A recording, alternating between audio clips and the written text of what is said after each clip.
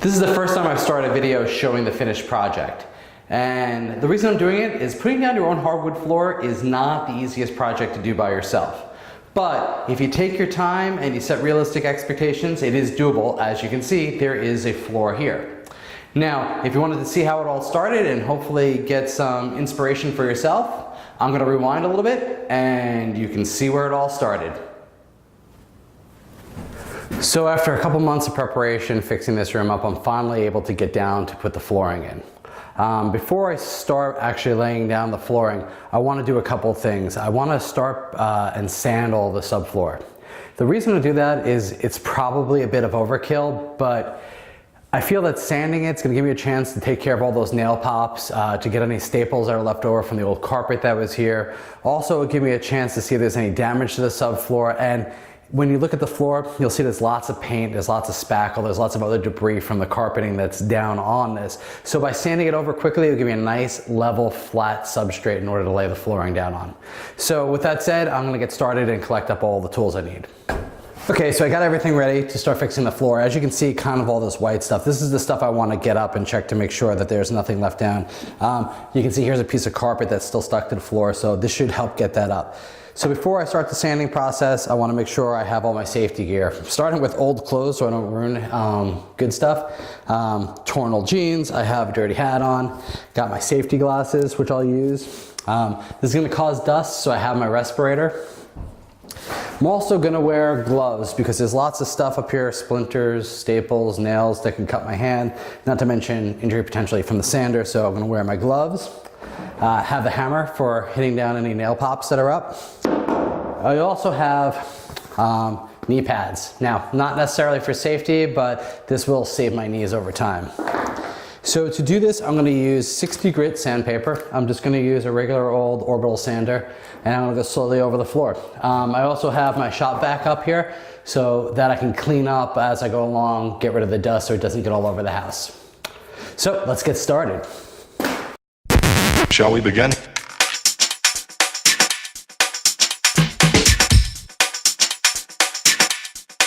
Let's begin now.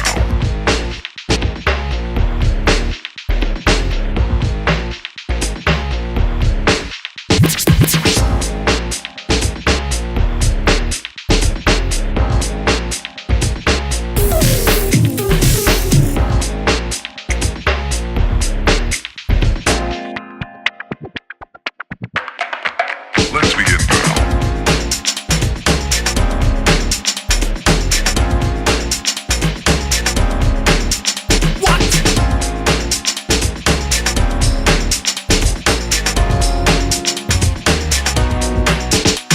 I finished sanding the floor, and some people might wonder, was it worth it? Did have a problem with the sander. That my first old Craftsman Professional sheet sander kind of died at the end of the process, maybe when I was about 60% through.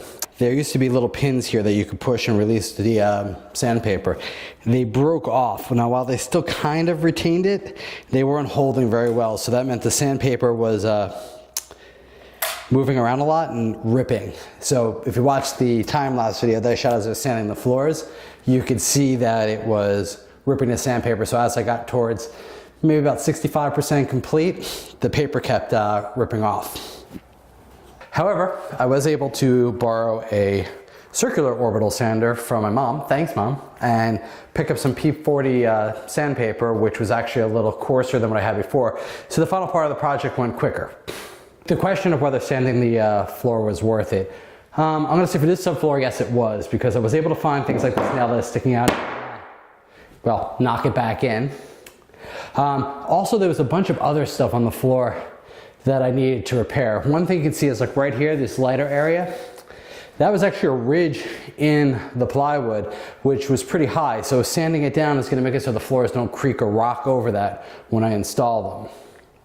So another thing I was finding while I was standing, there's a couple places that even after knocking the nails back in, the floor was still a little spongy, and that was because the nails had kind of pushed through the subfloor and were no longer holding it straight down. So to fix that, I was able to take normal construction screws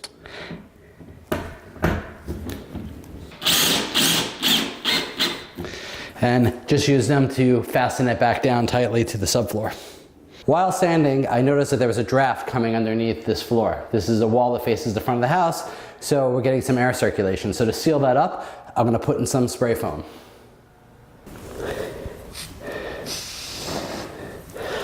Now when this dries, I'll just cut the excess off with a razor and this will be sealed up. So the worst thing I found while sanding the subfloor is I found this crack, and it was really kind of squishy, and I don't want the floors to creak, so I'm gonna fix it. It's kind of too big of a project for this video, so I'm just gonna show it done. Yeah, this ain't going anywhere. I'm gonna start laying the hardwood floor down, starting from this door jamb. The reason for that is that there's an existing hardwood floor coming in from this hallway that we're trying to match. So the first thing I'm gonna do is I chose one of the planks that's a little bit longer than the door. So this is gonna fit in over here. So when they finished this section of floor off, they left it unfinished on the end, and the bead is still showing. They just put the carpet right up against it. This makes it simple since I can just carry the flooring on into this room. However, there are some considerations. Before I can put this in place, I'm gonna have to make some cuts to get around the door jamb. So in here you can see with the scrap piece of hardwood when I'm laying down, it's a little too low for it.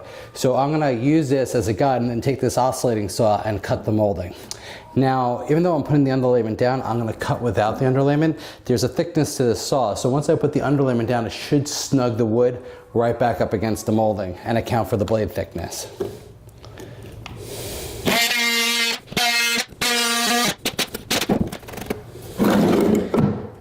And there you go, perfect fit underneath the molding. The bead goes underneath these moldings. So underneath here, it matches up with the studs and the bottom plates from the wall itself, which bulge out a little bit into the beads. So I'm gonna have to notch out this first plank so that it both fits underneath the molding, but also doesn't leave this gap right here where it meets up with the other flooring. So right now what I'll do is it not only exists on this side, it also exists on the other side of the wall. So I'm going to notch out both sides to fit underneath. But eventually with the longer plank that I'm going to put down here, I'm also going to have to space it so that it's roughly about a ½ inch off the wall. And that leaves room for expansion. Every piece of hardwood flooring has different specifications, but for mine it's a ½ inch off the wall. I'm going to use these spacers to set the offset off the wall. So I'll just slide them in and then snug the board up against them to set the proper gap. I'm going to go ahead and mark out where the gap is for the door frame so that I can make the cut on this side of the door jamb. I'm also going to do the same on this side. The reason I got to make these notches is I don't want the gap, which when I continue down the wall be covered by the molding, to come out here where the molding is thinner. So I have a lot less tolerance in this section than I do further down. Finally, I'm going to measure the depth from the wall out to the edge of this piece of door molding and subtract a little bit. It's about 1 inch. So this would give me the necessary depth as I start to rip these boards along the side of the wall to give me that ½ inch gap up along the wall, but still make it so that it's small enough that when the baseboard molding goes in, it's thick enough to cover up the gap. Okay, so I got the starter board cut and I've dry fitted it with a few other pieces just to see if it all go together. So I'm gonna pull these apart.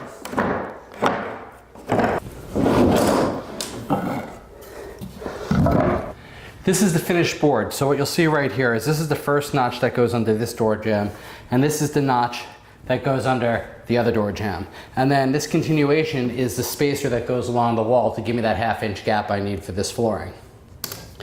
Now that the board's all cut, you think it's easy just to stick it back in. Fits perfectly underneath. Now nail it down and move on my way. However, nothing is ever that easy. Or at least nothing in my world.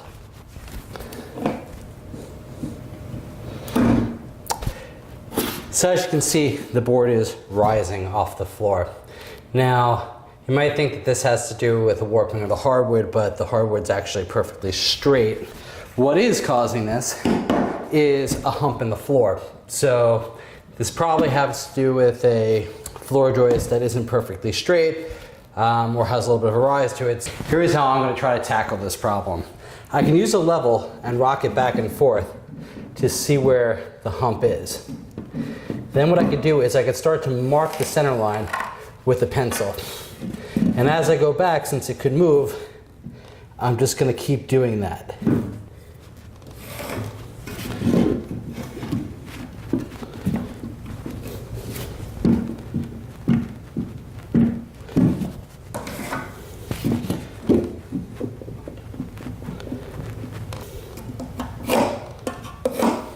Now I'm going to expand that out a little bit.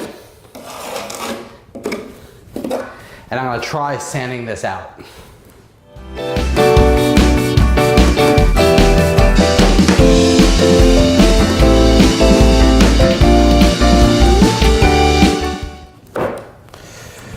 So it's not perfect, but it's a lot better than what it was. So I think I'm ready to lay down the underlayment and start fixing it. If any of these type of issues show up later on the floor, since I'm working in this direction away from the front of this door, I can always roll the underlayment back up and sand underneath and fix it that way. Right now, I think we're ready to start putting some flooring down. So laying the underlayment is a two-person job. I've come in to make sure it's done right. The first thing we need to do is measure off the wall. Our underlayment is a little over 43 inches wide. However, according to specifications, it has to go up the wall about 2 inches. So I'm going to measure out 41 inches from the wall.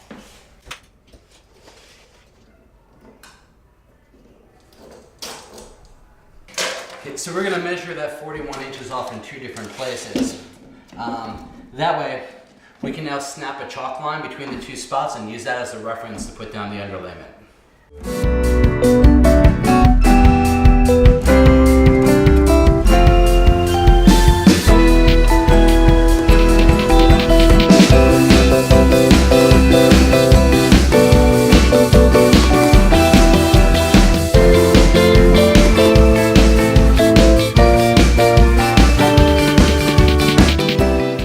Now that the underlayment is down, I can start putting this first board in place.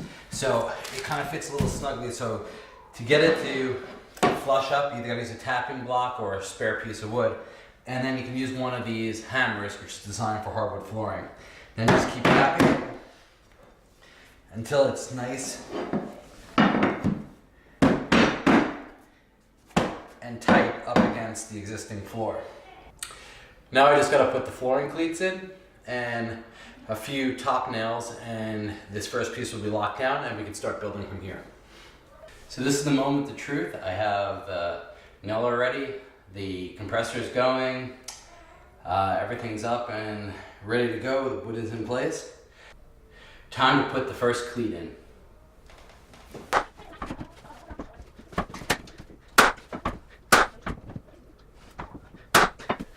Put a couple more spacers on the side and tap the second row in.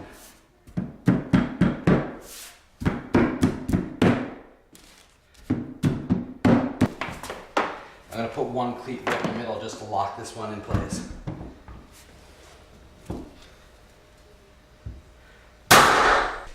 For the first couple of rows, it's also going to be important to be able to face nail some of the boards down. That's because the actual cleat nailer can't get in, it's up against the board. So to do that, we're using 18 gauge brads and a standard brad nailer. I'm going to try to space these along the wall so that they're covered up by the molding.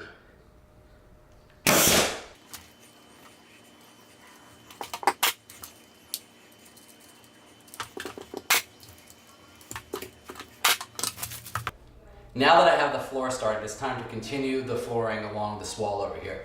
So to do that, I got to continue putting the underlayment down.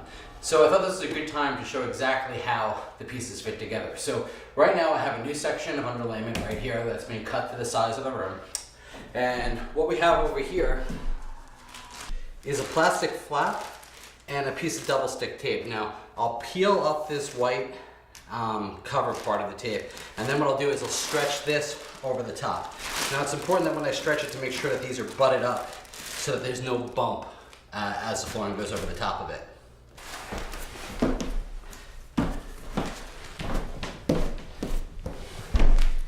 Now I'll butt up these 2 edges nice and tight, and then I'll just stretch the plastic and stick it down. And I'll continue this all the way down.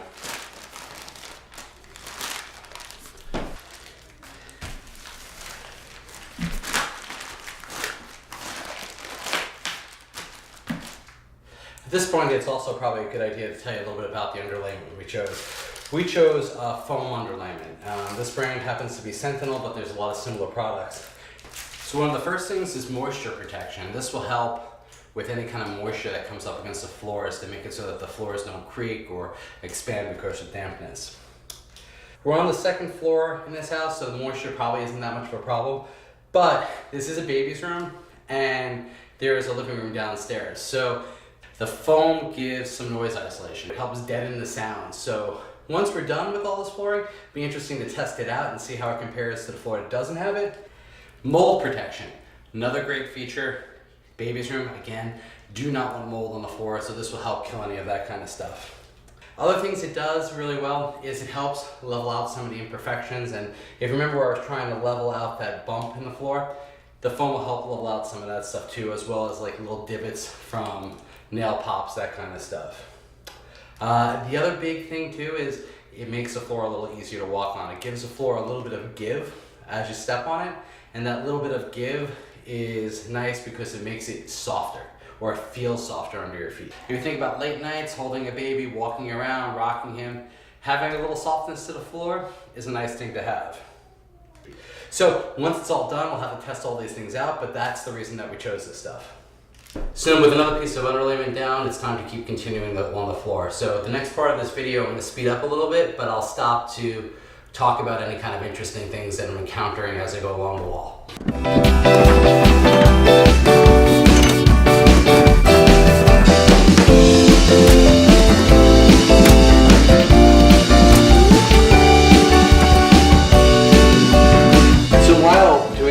Against the wall, it's also a good chance to use up some of your wood that's got some damage along the edges, especially if it's, in this case, in the groove side, because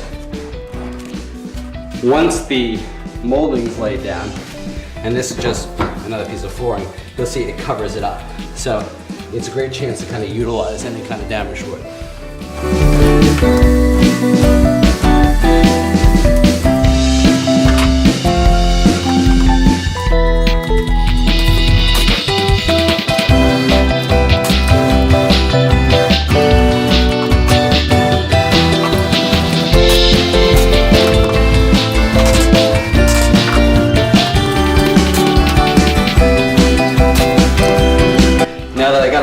Corner again, it's time to use that same scrap piece of lumber and to cut out this door jam.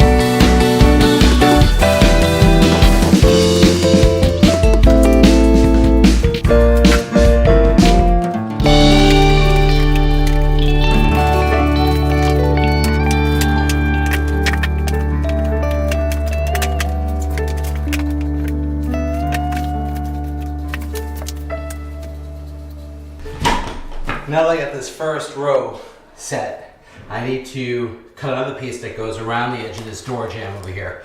So first thing I'll do is, I've already cut this piece to length. I'll go put it in place and I'll mark where the end of the door jamb is. So right now I just need to mark out the depth of the notch and the distance across to make it so that it can fit underneath this molding. So I'll take this out of the way, take a quick measurement, mark off the notch, and go cut this out with the jigsaw, and then we can lay it in place. A nice clean fit, and this is ready to be nailed in place. We now have a clean starting line from which we can rack out the rest of the hardwood floor.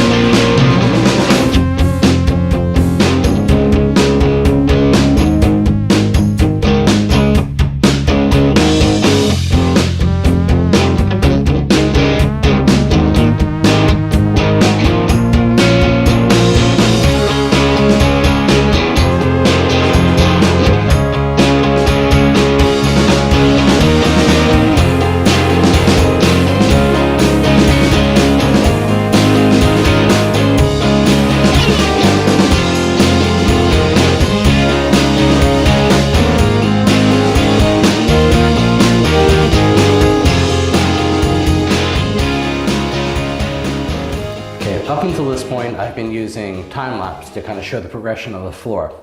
That is until I encountered this. And this is a little bit different, so I thought I'd take a break and show you exactly what needs to be done here. Once I got to here, I'm not going to be able to lay this piece down because it's going to hit up against the door jamb for the closet. What I'm going to have to do is take this piece, dry fit it in place, and then measure this board to the correct length. Once that's done, I'll be able to notch it out so it fits underneath this jamb. I'll need to lay this in first so that it goes under and butts up against the base over here, and then slide this middle piece in. So I'm not going in the sequential order that I was before, but a little bit out of order to make sure that this fits correctly.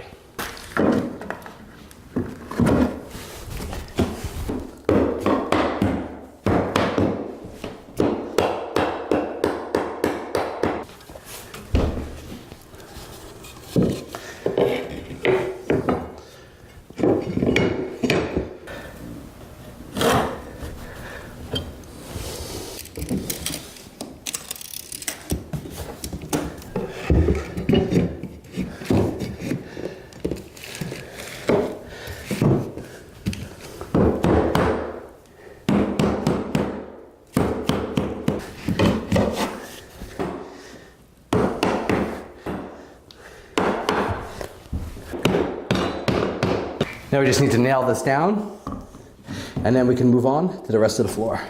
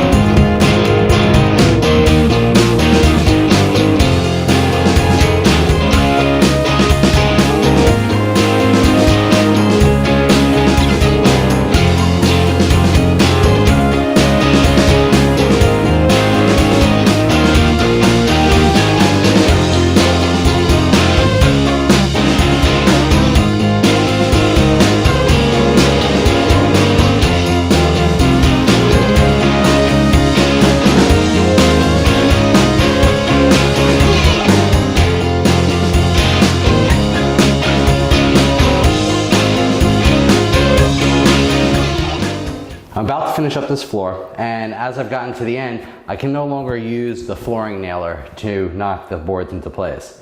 So now what I need to do is face nail, which means basically to put a nail straight down through the tops of the boards. It's very similar to what we did when we were starting the hardwood floor out in the beginning. So in this case, I'll start by laying the board in place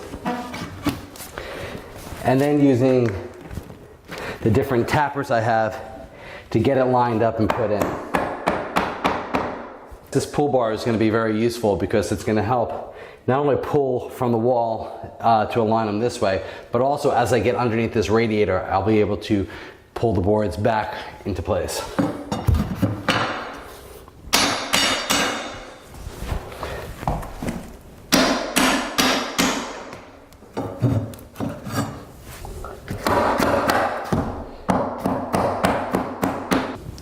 A quick tip for this part is that before I face nail these boards down, I'm going to stand on the floor puller and I'm going to tap the board into place. And I'm going to keep the pressure on it so that the board can't pull back out as I nail it down.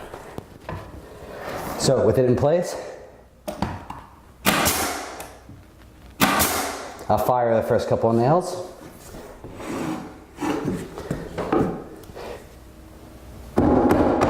Give it a few taps. Put a couple more nails on, and then follow this down the rest of the row. Once I'm done with this board, I'll put the rest in the same manner. Now, one thing to note is that all these nail pops, they're gonna have to be taken care of later during the finishing process. So don't worry about them now.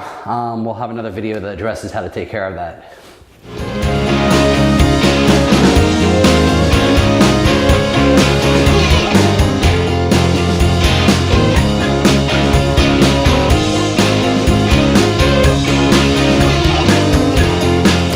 So this is the final piece and the floor is complete.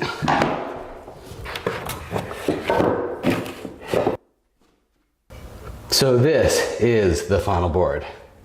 And this time, I think it should actually go in.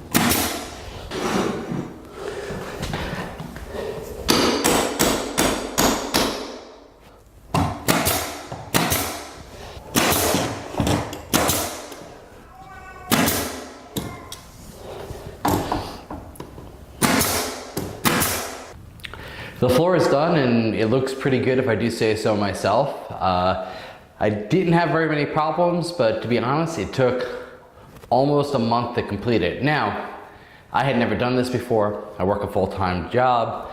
I have a young baby to take care of, so I had to work around his schedule. So, like I said in the beginning of this video, totally doable, but you have to set realistic expectations. Now, a couple other things that I kind of went over quickly while I was laying the floors down. Important things to have. Tool-wise, you're gonna wanna have one of these tappers. I had also a tapping block. This one's for pulling.